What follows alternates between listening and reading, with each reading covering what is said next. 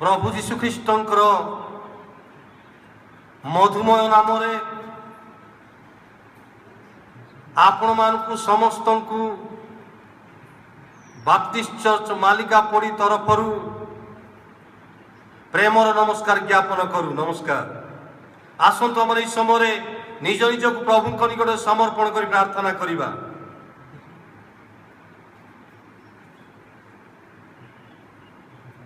सन्याधिपति सदा प्रभु परमेश्वर तुम से महत पवित्र नामर धन्यवाद प्रशंसा गौरव महिमा संभ्रम करुचु। तुम्हें अमान को ये सुंदर अवकाश देइछ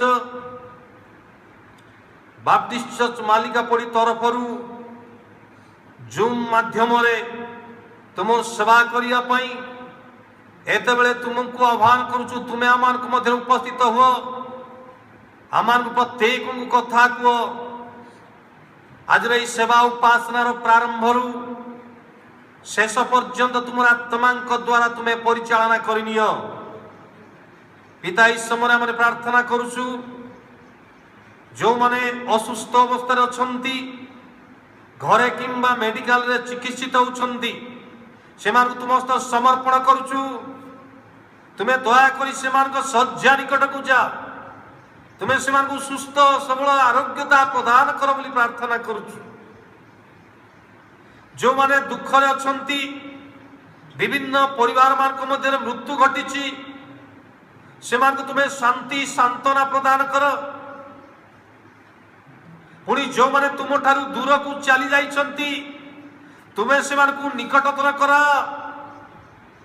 जो माने अभाव समस्या दुख मध्य दे गति करुछंती से अभाव समस्या तुम्हें दूर कर बोली प्रार्थना करुचु।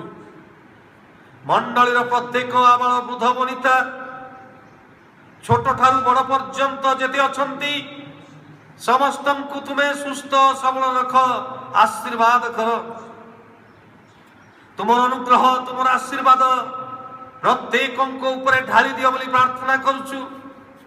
आमार व्यक्तिगत जीवन में पारिवारिक जीवन में सामाजिक जीवन में देशगत जीवन में आज जो माने असुस्थ अवस्था अच्छा समस्या मध्य दे गति करुछंती प्रत्येक को तुम्हें दया कर। पिता वर्तमान जो कोरोनार स्थिति मध्य दे माने गति करी चलीचु अनेक स्थान मानकर हजार हजार लोक माने मृत्युवरण करुछंती। पिता सही परिवार मान को तुम समर्पण करुचु। तुम्हें दया करी से शांति सांत्वना दियो। देशर शासनकर्ता मान निमंते प्रार्थना करुचु से तुम्हें आशीर्वाद कर। से तुमको जानवे सुस्थ सबल रहिबे देश को शांति रे परिचालना करिया पारिबे साहाय्य कर। विशेष करी आम प्रार्थना करुचु आम मंडल निमंते आम राज्य निमंते देश निमंते प्रत्येक को तुम्हें अनुग्रह दियो।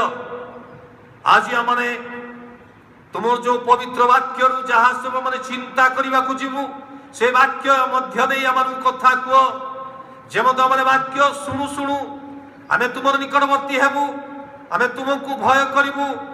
वर्तमान समय रोग संकट दुख परिस्थिति उद्धार पाइबा संगे संगे शेष से अनंत राज्य में उपवेशन करिया साहाय्य कर। तुम्हें आम संगी परमेश्वर हुआ आम जो गीत गान कर वाक्य चिंता करू सर्व विषय आशीर्वाद कर। प्रत्येक विषय जमत मैंने सत्य आत्मा आत्मा तुम उपासना करू तुम गौरव करू साहाय्य कर। सब महिमा सब गौरव सब प्रशंसा केवल तुम हो। पिता मान प्रार्थना विनती निवेदन तुम्हें शुणिछ उत्तर देच कथा कहीच से धन्यवाद दे प्रिय प्रभु जीशु ख्रीष्ट नाम प्रार्थना उत्सर्ग करुछु। आमेन। आस माने इस समय ईश्वर को गौरव करी आमने गीत गान करवा स्थानीय मंडलीर युवा युवती माने आमान को गीत द्वारा आमान को आप्यायित करिवे।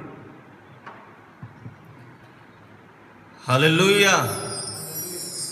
समस्ते कहबा हालेलुया हालेलुया। आसंतु परमेश्वर गौरव करवा।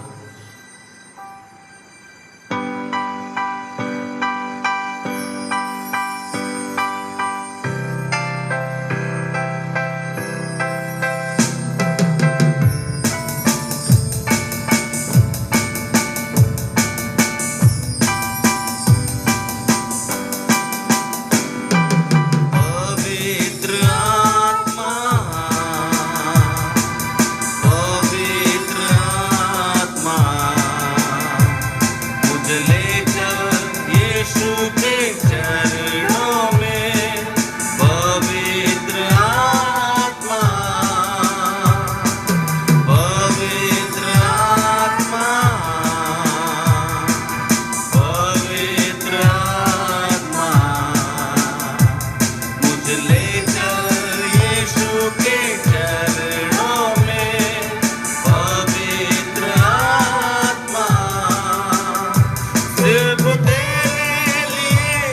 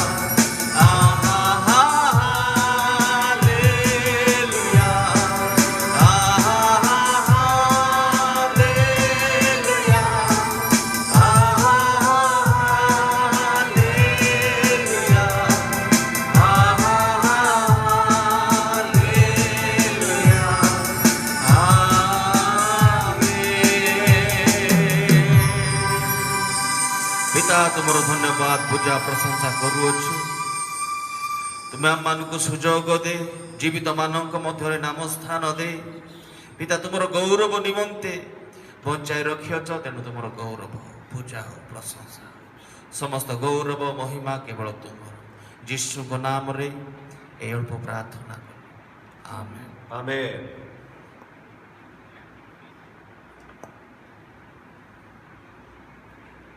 आजिर ध्यान निमंते पवित्र धर्मशास्त्र जो अंश मनोनीत करा जायछि ताहा आपण माने पाई परिबे माथियो लिखित सुसमाचार 10 पर्व 29 पदरु 31 पद पर्यंत माथियो लिखित सुसमाचार 10 पर्व 29 पदरु 31 पद पर्यंत एई स्थान रे प्रकार भाव लेखा जाए दुईटी घर चटिया कौन गोटे पैसा रे बिका जाती नहीं आउ तुम्भ मार्कर पितांकर अनुमति बिना से मार्क मध्यरु गोटे हेले तले पड़े नहीं किंतु तुम्भ मार्क मस्तकर समस्त केश ही गणा जाइअछि एणु भय कर नहीं तुम्भे माने अनेक घर चटिया ठारू श्रेष्ठ प्रभु এই समस्त पठित वाक्य उपरे एवं श्रवण रे आम प्रत्येक को आशीर्वाद करंतु आमेन। वर्तमान माने ईश्वरंकर जीवंत वाक्य श्रवण करने को जीवा एही समय प्रभुंकर प्रिय दास सबुज भाई को मु प्रभु जीशु ख्रीष्टଙ୍କ नामरे आह्वान करे से आसीबे एवं जीवंत वाक्य मध्य दे आमार को आग को कढ़ई नेबे।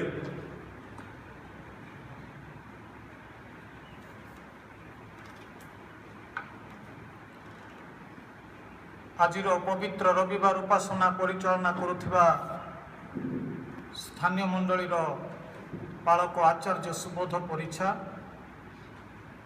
आराधना को परिचालना करिथिबा सहपालक भाई संकेत नायक एवं प्रत्येक उपासक मंडली को मु प्रभु जीशु ख्रीष्टଙ୍କ पवित्र नाम रे प्रेम नमस्कार ज्ञापन करुअछि। नमस्कार। এই সুযোগ পাইथिबा हेतु सर्वप्रथमे प्रभु जीशु ख्रीष्टଙ୍କ नाम रे स्वर्गस्थ पिता को धन्यवाद ज्ञापन करे तत्संगे संगे स्थानीय मंडलीर पुलपिट कमिटी को मध्य धन्यवाद ज्ञापन करे। प्रत्येक रक्त मांस विशिष्ट प्राणी भय करे से क्षुद्र प्राणी अबा बृहत प्राणी छोट प्राणी बा महाप्राणी हो प्रत्येक रक्त मांस विशिष्ट प्राणी भय करि थाए। श्रेष्ठ प्राणी मनुष्य मध्य भय करे जेणु से सुधा रक्त मांस द्वारा गढ़ा अटे। प्राणर भय प्रत्येक प्राणी ठारे थाए जेणु प्राण नथिले प्राणी आउ प्राणी रूपे गणा जाए नहीं।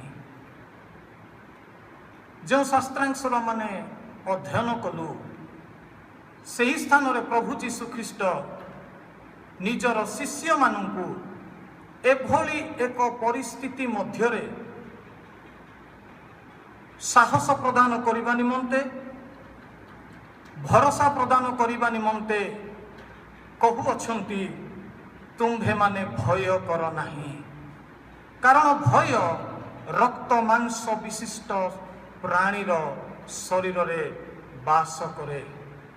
विभिन्न कारण हेतु विभिन्न समय रे रक्त मांसधारी मनुष्य बा प्राणी भय करि थाए।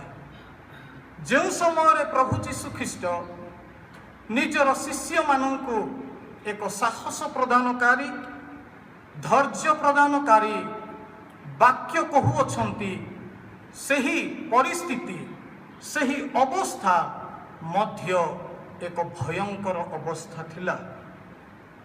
ଯେଣୁ ସେ ଶିଷ୍ୟମାନଙ୍କୁ ଯେତେବେଳେ ସ୍ୱର୍ଗ ରାଜ୍ୟ ଯେ ସନ୍ନିକଟ ଏହି ସମ୍ବାଦ ଘୋଷଣା କରିବା ନିମନ୍ତେ ପ୍ରେରଣ କରୁଅଛନ୍ତି, ସେହି ସମୟରେ ମାଥ୍ୟୁ 10 ଅଧ୍ୟାୟର 16 ପଦରେ ସେ ପ୍ରକାଶ କରନ୍ତି, ଦେଖ ବାଘମାନଙ୍କ ମଧ୍ୟରେ ମେଣ୍ଢାମାନଙ୍କ ପରି ମୁଁ ତୁମ୍ଭମାନଙ୍କୁ ପଠାଉଅଛି।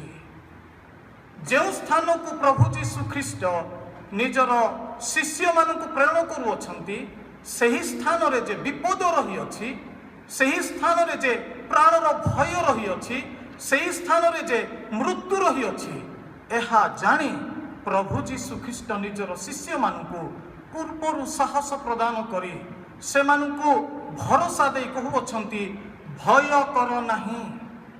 ପ୍ରଭୁ ଯୀଶୁ ନିଜର ଶିଷ୍ୟମାନଙ୍କୁ କହୁଅଛନ୍ତି, ଭୟ କର ନାହିଁ।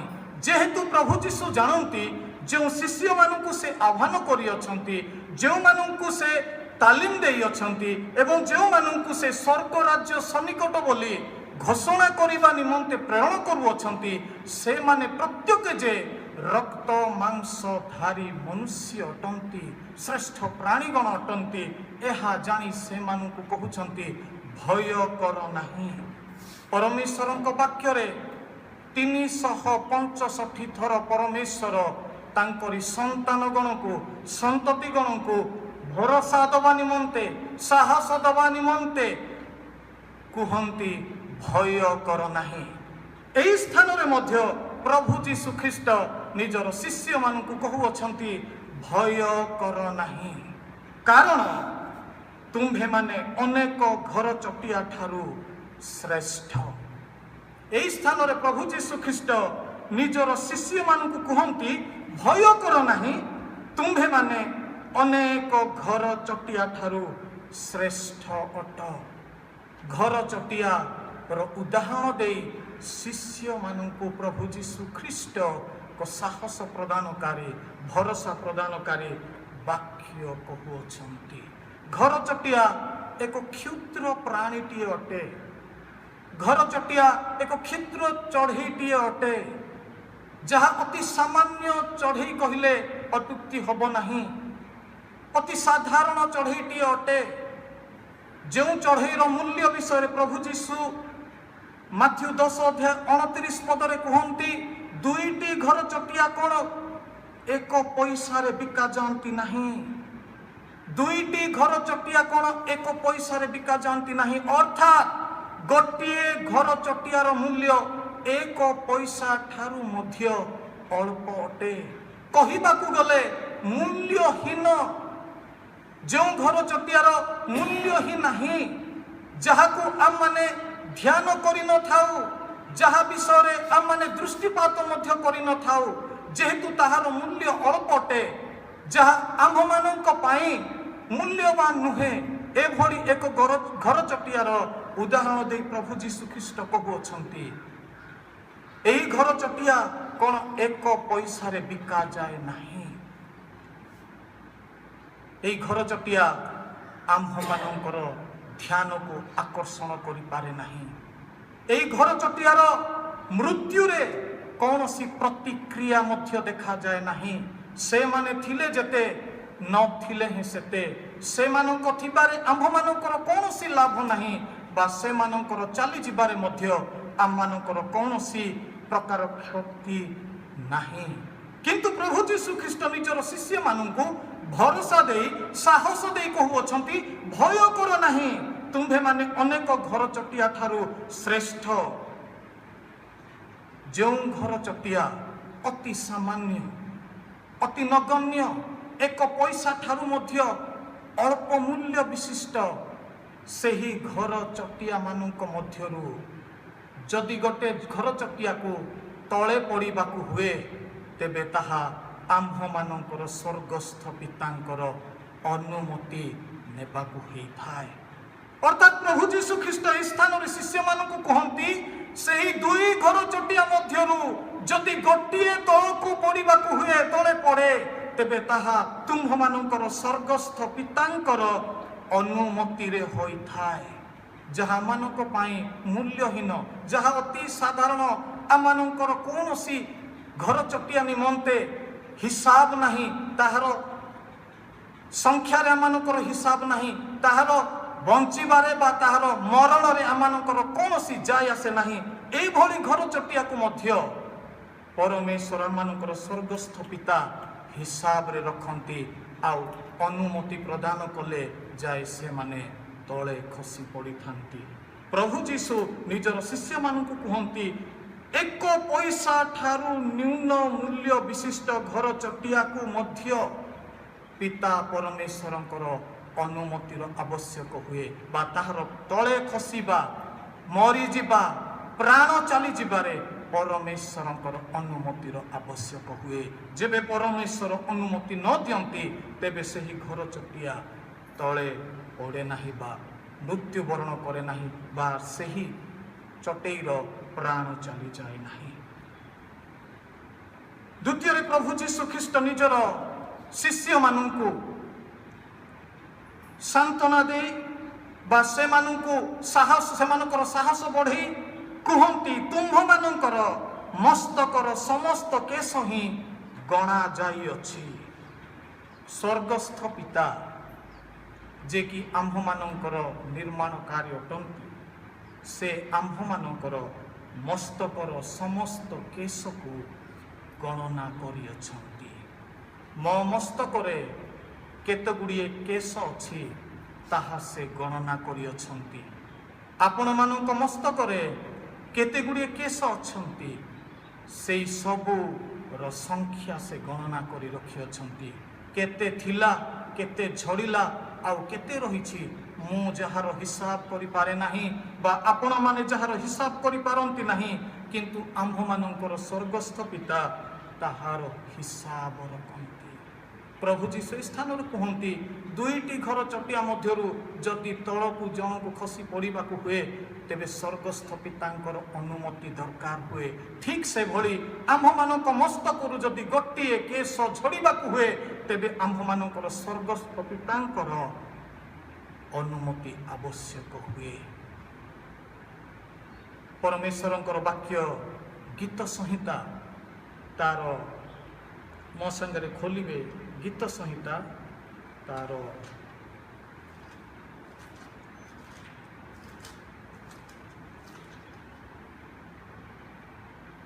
56 अध्याय 8 पद एई स्थान रे परमेश्वरंकर वाक्य प्रकाश करे तुम्भे मोहर भ्रमण गणना करुअछ आम्भ मानकर स्वर्गस्थ पिता केवल जे आम मानकर मस्तकर केश सबको गणना करी रखंती ताहा नुहे से आम्भ मानकर भ्रमण सुधा गणना करुअछंती जन्मावधि आज पर्यंत मु जेते पाद गणना करिअछि ताहा मु मो निज हिसाब रे रखी नाही किंतु मोहर स्वर्गस्थ पिता आपण मानकर स्वर्गस्थ पिता ताहा गणना करी रखी अछंती केते पाद आपण गणना करी अछंती भ्रमण करी अछंती ताहा स्वर्गस्थ पिता गणना करी रखी अछंती भाबी देखंतु से आम्भ मानकर केते ध्यान नियंती गोटे सामान्य घर चटेई परमेश्वरंकर अनुमति बिना स्वर्गस्थ पितांकर अनुमति बिना से खसी तले पड़े नहीं मृत्यु घटे नहीं ता प्रति ताहार जीवन चली जाए नहीं से भलिया मानकर मस्तकर केश मध्य परमेश्वरंकर अनुमति विहीने ताहा खसी तले पड़े नहीं ए स्थान रे मानकर स्वर्गस्थ पिता आम्भ मानकर पादर भ्रमण को सुधा से गणना करती मो परमेश्वर को धन्यवाद दिए जेहेतु से मते दुईटी पाद दे अछंती जो पाद दे मो भ्रमण करूथि बा चला बुला करूछि ए भली केते लोक अछंती जो माने गोटिए पाद विशिष्ट मनुष्यगण से माने गोटे लाठीर सहारा नियंती एवं से माने भ्रमण करती भावंती मोहर भ्रमण प्रति मोहर स्वर्गस्थ पितांकर ध्यान नहीं। से भली लोक माननकु मु सांत्वना देवा उद्देश्य रे ए वाक्य प्रचार करे। आपणकर भ्रमण को आपणकर स्वर्गस्थ पिता गणना करंती, हिसाब करंती, ध्यान करंती। आपणकर भ्रमण प्रति तांकर दृष्टि रही अछि। ए भली जगतर अनेक लोक माने अछंती जो माने दुई पादरे चली पारंती नहीं। से मानकु भ्रमण करबा निमंते बा चलीबा निमंते व्हील चेयर आवश्यक होइथाय। सेई भली लोक मानकु मु सांत्वना देबा निमंते परमेश्वरक वाक्य प्रचार करे। आपणकर व्हील चेयर भ्रमण को मध्य परमेश्वर गणना करंती। आपण विश्वास करंतु, आपण परमेश्वर को धन्यवाद दियंतु। भावंतु नहीं आपणकर एही अवस्था प्रति परमेश्वरंकर दृष्टि नहीं, ध्यान नहीं बोली से आपणकर व्हील चेयर भ्रमण को मध्य गणना करंती। किछि लोक हुए तो अछंती जो लोक माने भ्रमण सुधा करि पारंती नहीं। से माने हुए तो कहंती मु शଯ୍ୟାଶାୟୀ अवस्था रे अछि, बेड रिडन अवस्था रे अछि, मो प्रति मोर परमेश्वरंकर ध्यान नहीं। मु आपनकु सांत्वना देबा निमंते एई समय परमेश्वरंक वाक्य को साक्षी रखी प्रचार करे। आपणकर कड़ लेउटुआकु से गणना करंती। आपण बाम पार्श्व को लेउटु अछंती बा शଯ୍ୟାରେ ଡାହାଣ ପାର୍ଶ୍ୱକୁ ଆପଣ लेउटु अछंती, परमेश्वर आपणकर कड़ लेउटिबाकु मध्य गणना करू अछंती। ए भली आम्भ मानकर स्वर्गस्थ पिता से अटंती। पुणी से गीत संहिता 56 अध्यायर 8 पदर द्वितीय अंश रे आम माने पाठ करू, तुम्भे आपणा पात्र रे आम्भर नेत्र जल रख। तुम्भे आपणा पात्र रे आम्भर नेत्र जल रख।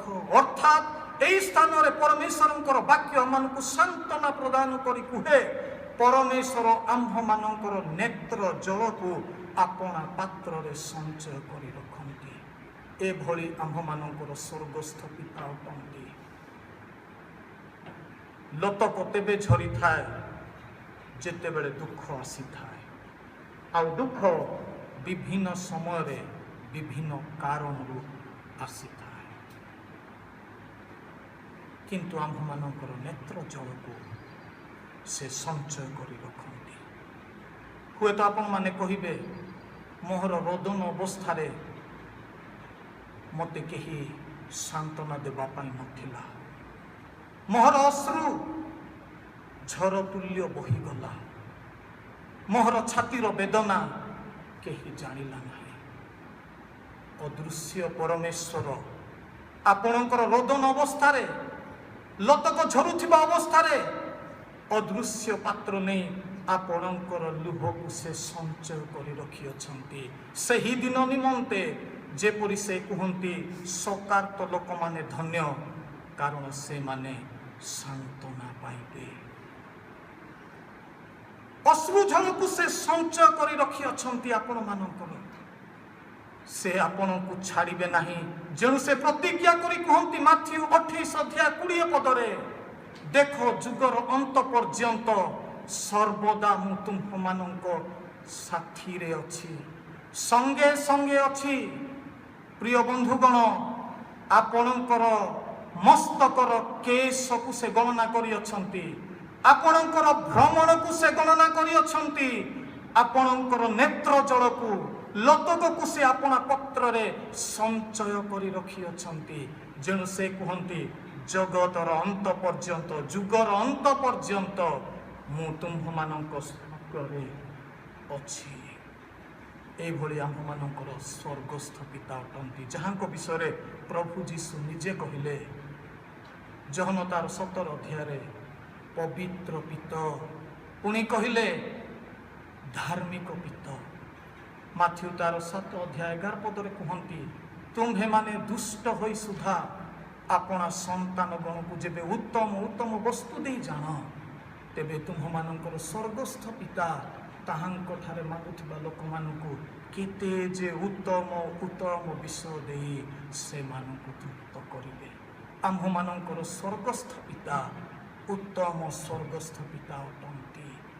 प्रभु जीशु एभली स्वर्गस्थ पितांको विषय शिष्य मानू भरोसा दे कहती भय कर नहीं तुम्भे माने अनेक घर चटिया ठारू श्रेष्ठ तुम्भ मानकर पितांकर अनुमति बिना से मानक मध्यरु गोटे हेले तले पड़े नहीं।